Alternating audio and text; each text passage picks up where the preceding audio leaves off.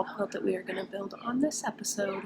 With any project, I recommend that you draw it out first. I used this grid paper and a ruler just so I knew what I wanted my design to look like before I started.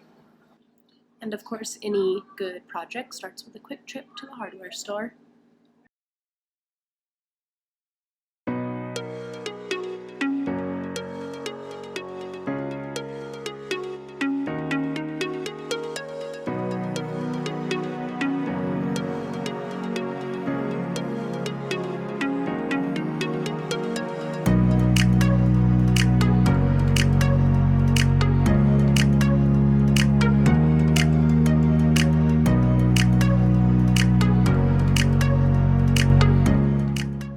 Here I'm drawing out my design on my backing board. As you can see, I'm using my ruler to make sure that each piece is the same length for symmetry.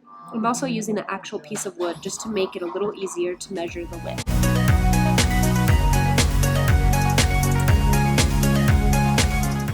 Now that we have it all drawn out on our 1/4 inch backing board, we are ready to start cutting. Having it drawn out will make it much easier when it comes to placing each piece down.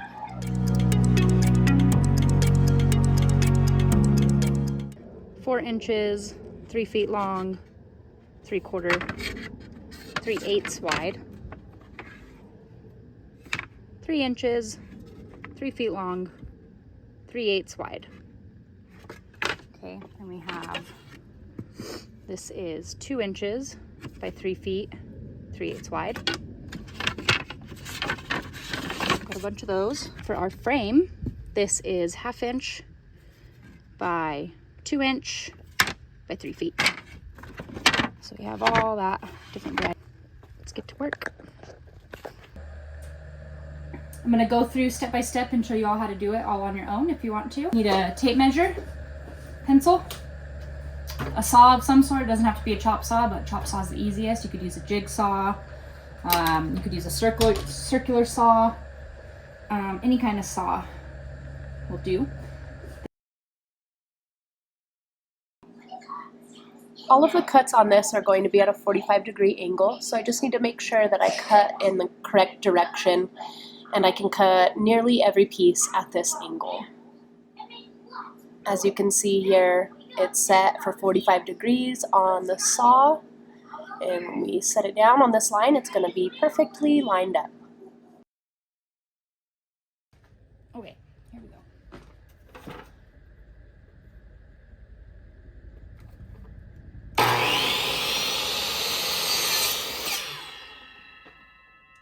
Careful not to chop your fingers off when you are using the chop saw. It's actually pretty easy to do.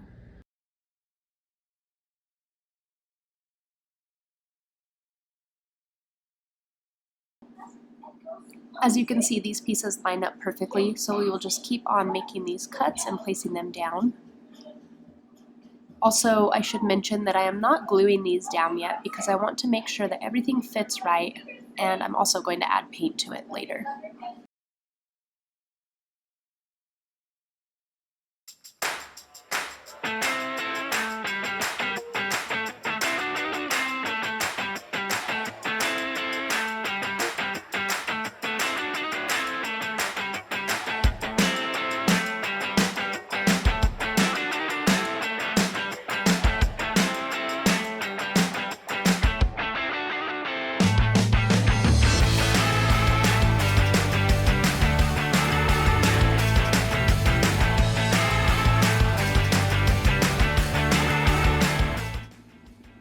So here I'm using another piece of wood to draw my line, just to make sure that it's the same exact cut as before. It's really the easiest way to do it.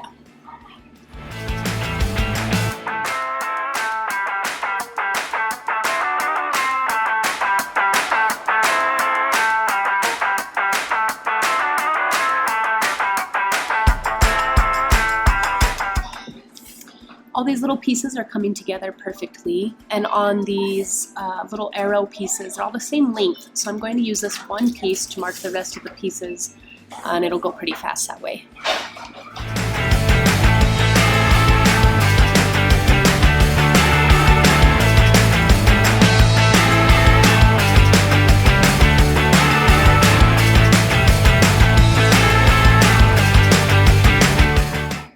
Here comes the boss to make sure it's all coming together right.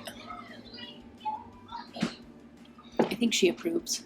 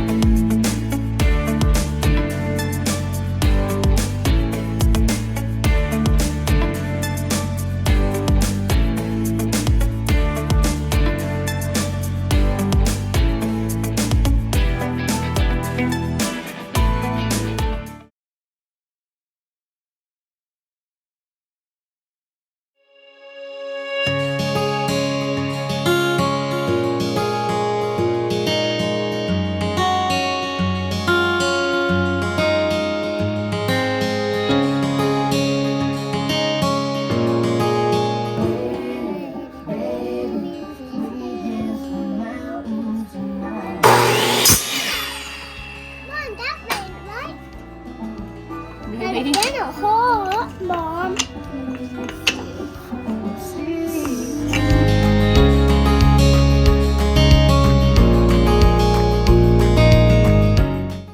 It's a lot of cutting, but it goes really fast when you have it all drawn out and know how many cuts you need. I love teaching the kids how to use power tools and how to use them safely. They know that the saw is a very dangerous tool.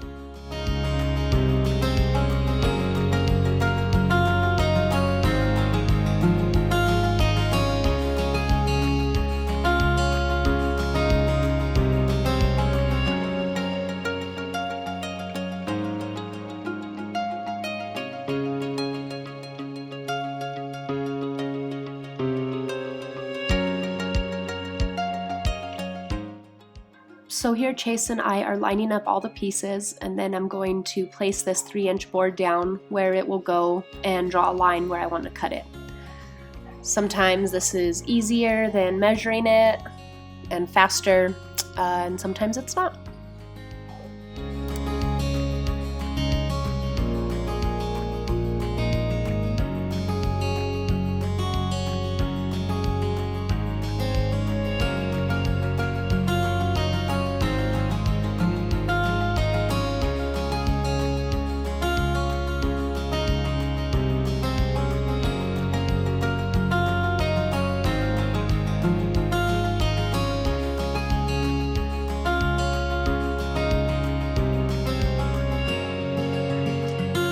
Here's our last little piece of the wall art puzzle. And now it's time for some color. Easier to wipe her butt. Okay. What? Nothing.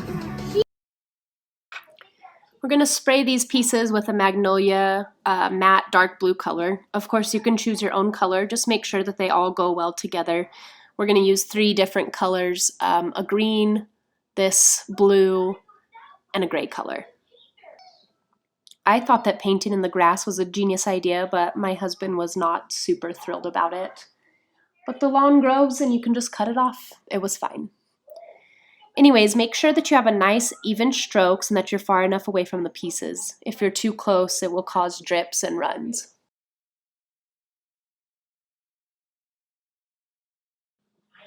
Be sure that you're placing them down the correct way so that you're spraying on the right side.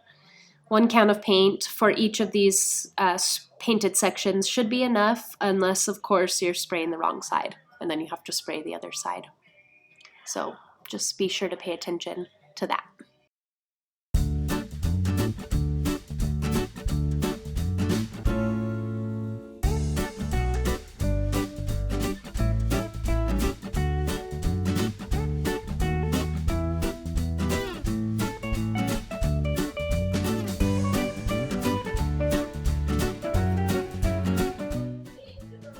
Next, we're going to use the green color on these longer ones here.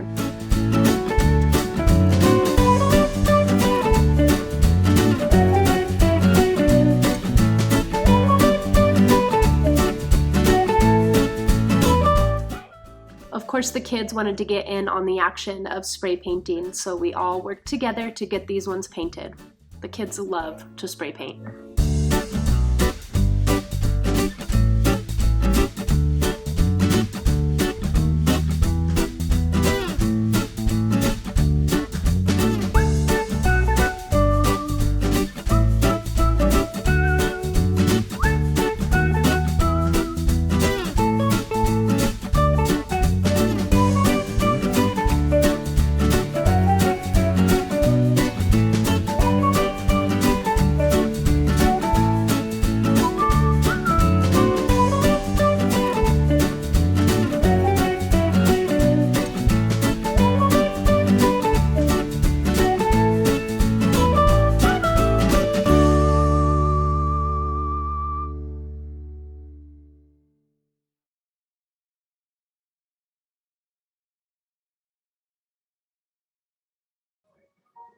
The last color we were going to use was this gray magnolia garden trowel color, but halfway through it quit working on us, so we had to use a different color.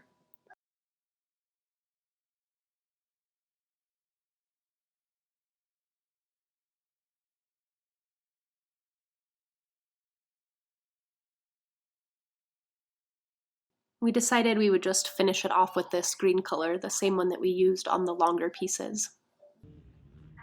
As we waited for the paint to dry, we went and did a little racing action.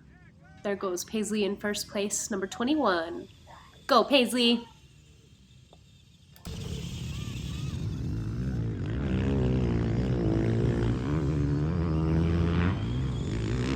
Go, baby! Woo!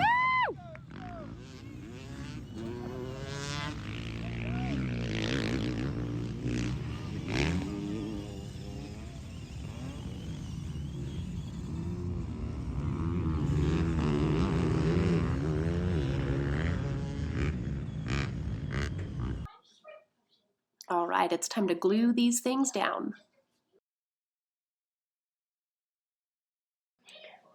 For the glue, I used this liquid nail fuse-it-all glue. I wanted to use this caulking gun, but it actually started coming out the bottom of the bottle.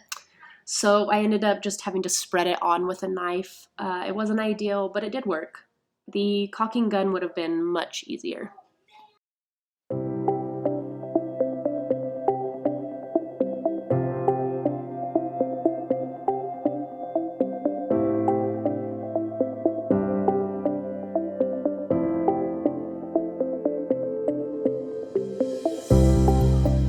Caulking gun did work for a little bit, but I think the glue was just a little bit too thick for this caulking gun, so it was definitely giving me some issues.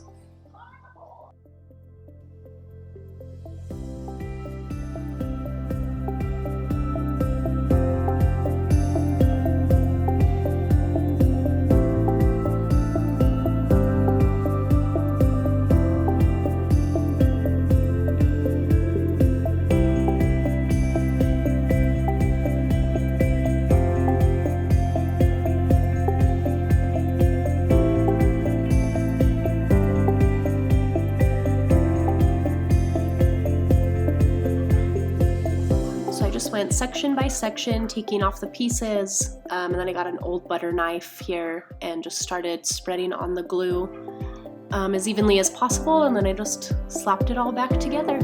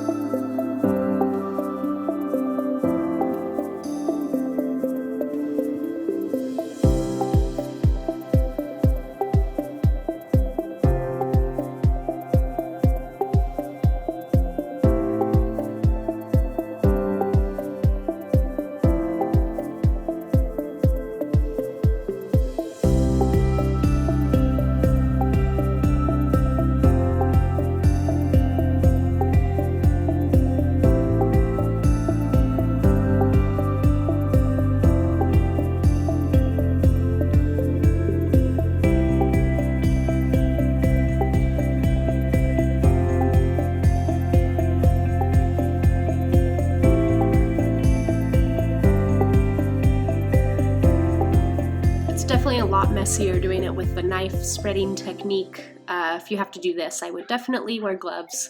I had this stuff on my hands for a while.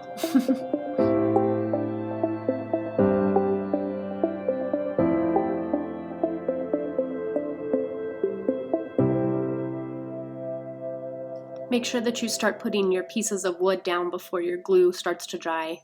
You don't want to have to redo this whole process over again.